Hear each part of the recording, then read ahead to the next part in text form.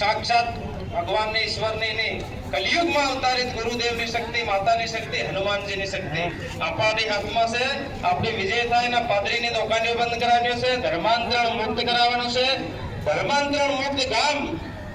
ધર્માંતરણ મુક્ત જાવો ધર્માંતરણ મુક્ત પૂરું ભારત કરવાનો છે બધાને ખૂબ ખૂબ ધન્યવાદ અને કાર્યક્રમમાં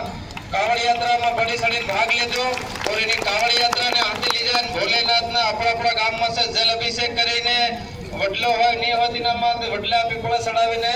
कार्यक्रम कावड़ यात्रा નું સમાપન કરવાનો ખૂબ ખૂબ कावड़ यात्रा में पधार्या खूब दिल थी साधुवाद धन्यवाद अली और